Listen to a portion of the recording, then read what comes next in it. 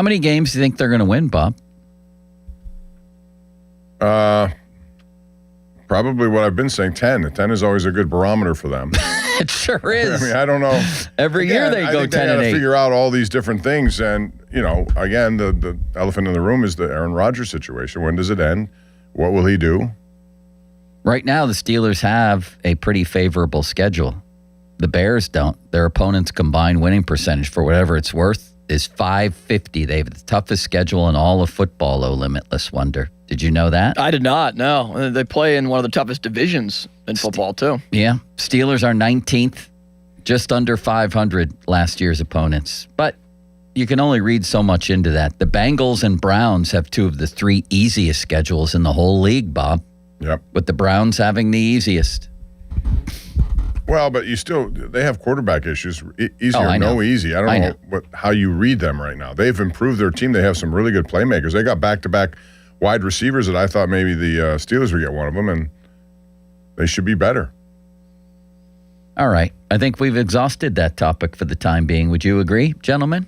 Yes, but we'll get more probably before we go. Yeah, as soon as we get... Hope it's not two more, because, again, I want to be somewhat surprised later tonight, although most of the surprise elements are gone, it looks like. We'll know the entire schedule by 5 p.m. You think? Yeah, I think so. That's what the leakage basically came to last year, right around that range, 5:30. To me, if you're gearing up for a show at 8 o'clock nationally, and of course we're doing one at 8:30 locally, I would like to have some element of, a little bit of mystery. Who will be, when do they play the Baltimore? That's about the only thing left right now, right? Today's Super Bowl Sunday for the Chargers social media team. What are they going to do with their schedule release video that's always iconic every single year? The Steelers are going to have a pretty good one.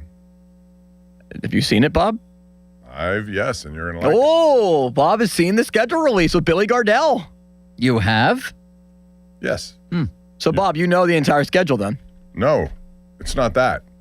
No.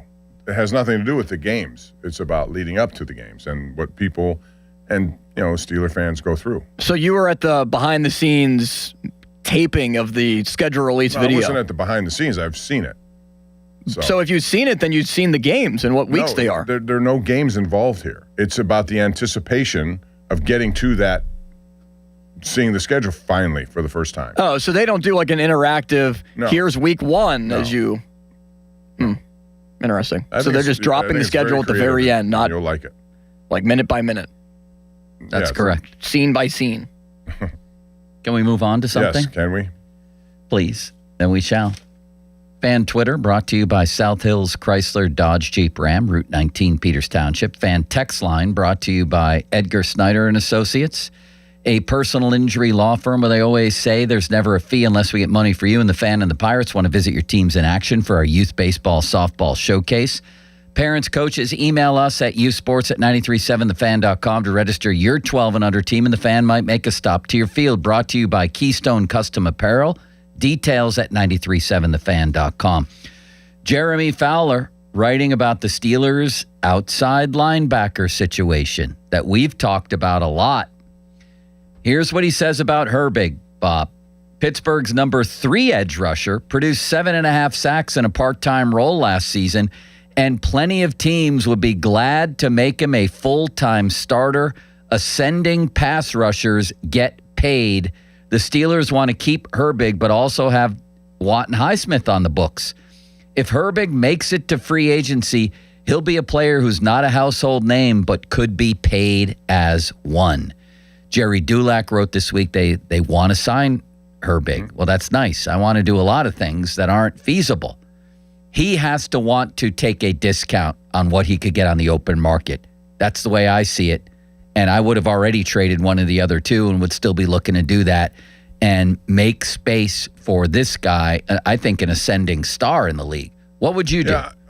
You said you'd stand pat. I would stand pat because I think it's one of the premier positions that they need to make sure, because there are injuries that are involved, and both Highsmith and Watt have had their times with injuries. So I want to have a lot of insulation there. Sawyer's another guy on the rise. He hasn't reached, Herbig level yet, but he's going to be a good player. So I think, again, if they're trying to win this year, which they do and they want to, you got to have a lot of good players there. I don't know if the offer, I'd like to see what an offer would be.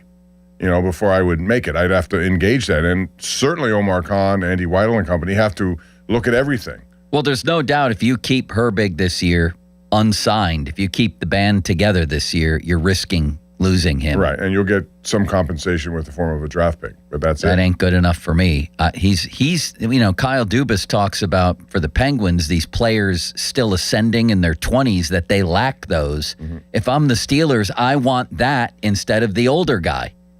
Yeah, because time happens very quickly in the NFL, Yeah, older guys, I should say. I mean, if you don't do something with him and he goes, he could have his best years away from here, and that's the risk you take. And I felt like Highsmith was outstanding at the end of last year. He was. In other words, both against the run and the pass. Yes. What a perfect time to trade him. What a perfect time. Stock is high, and that's what I was talking about earlier when we talked about the Penguins. When you have guys who have high stock, people are believing it could be the missing piece in, winning a game in a playoffs to take those are the people you want. So you can normally ask for higher returns. Yeah, exactly. Here's what Fowler concludes with. If the Steelers end up signing Herbig long-term, having 3 large contracts allocated to one position is a tough proposition. Watt, for all his greatness, turns 32 in October, has guaranteed salaries of $32 million the next 2 years.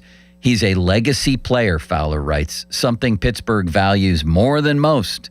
But some teams could see Pittsburgh at least considering moving on from him. Very similar to the Malkin situation. Mm-hmm. Like last year, the year before might have been the time to do that. Not a year or two from now. What are we doing here? Again, you're not going to get the same kind of return you would have gotten. Right. Certainly. So, I don't know. When do you make trades in the NFL? Normally, when do they happen? If there's a more frequency area, where would it be?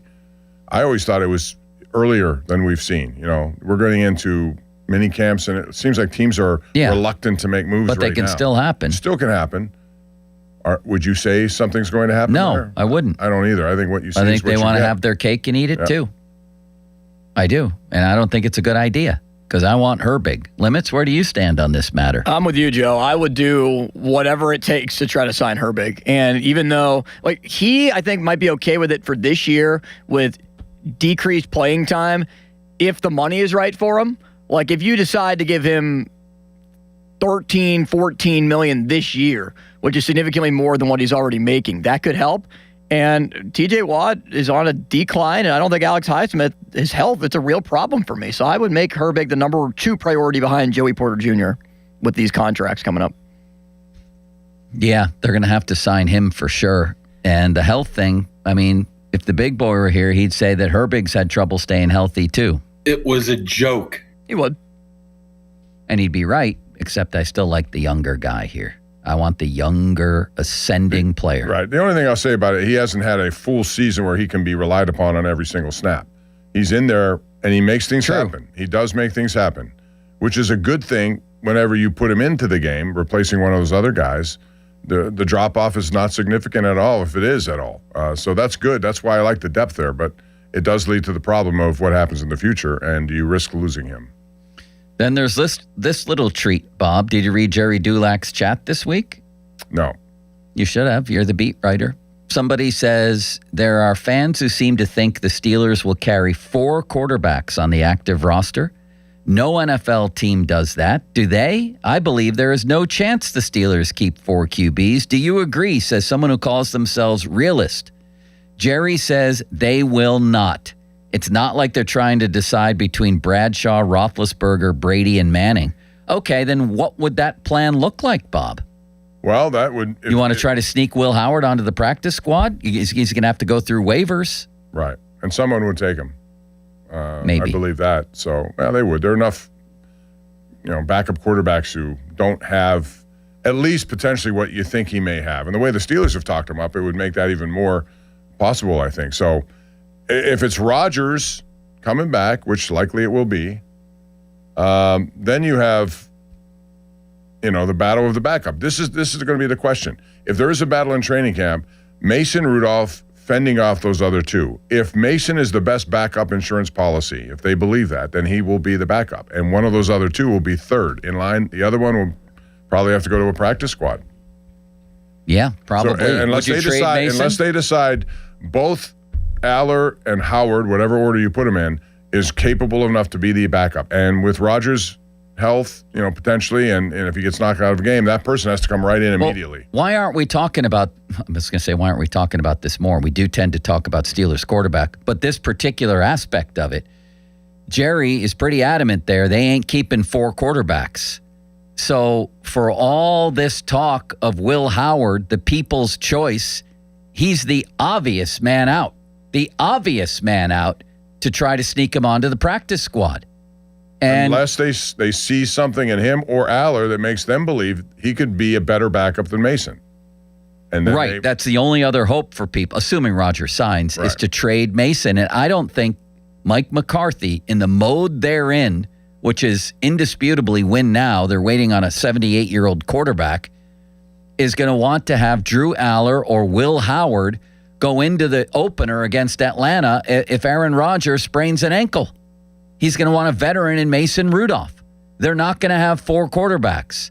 So I think it's going to be, there just wasn't room for Will. We're sorry somebody picked him up on waivers. We tried to put him on to still develop him. I still think he's going to be a starter in this league. Then Omar will come in and say, you should have seen his practice tape from 2 years ago. Oh, my God, some of the greatest film we've ever seen. I'm really excited about Will Howard. And he's going to be gone. He's going to be gone. That's my prediction right now. Well, if they're going to keep, one of these options has to come to fruition. And again, Rodgers comes back, and then somebody's got to go. And I think training camp will reveal that answer.